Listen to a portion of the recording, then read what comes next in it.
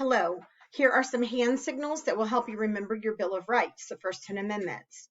You have 5 freedoms in the First Amendment: freedom of religion, freedom of speech, freedom of the press, freedom to petition your government, and freedom of assembly.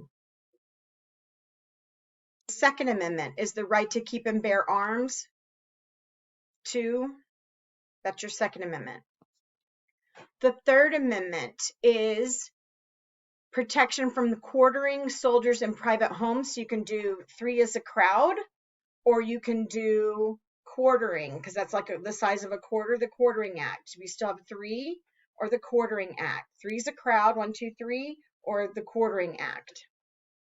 The Fourth Amendment protects you from unreasonable searches and seizures. 4, knock on the door. The Fifth Amendment says you have the right to not self-incriminate yourself. So take your 5 and cover your mouth. Sixth Amendment. The Sixth Amendment has several parts of it. The Sixth Amendment says you have the right to a speedy public trial. Tap your watch. You have the right to witnesses on your behalf. You have the right to an attorney, and you have the right to a jury trial.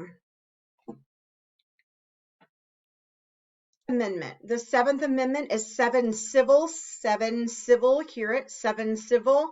This is about money, so you need to make it rain, okay? Make it rain, 7 civil, make it rain. The Eighth Amendment, so pretend your thumbs got cut off because you got in trouble for something and we cut your thumbs off as a punishment. And 8 with no thumbs, 8. That is your hand signal for 8. Ninth Amendment. The Ninth Amendment says that you have more rights than are listed in the Constitution, just because it's not in the book. So I have more rights than listed in the Constitution.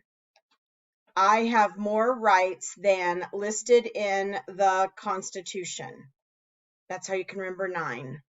The 10th Amendment is powers not delegated to the federal government are reserved or saved for the states.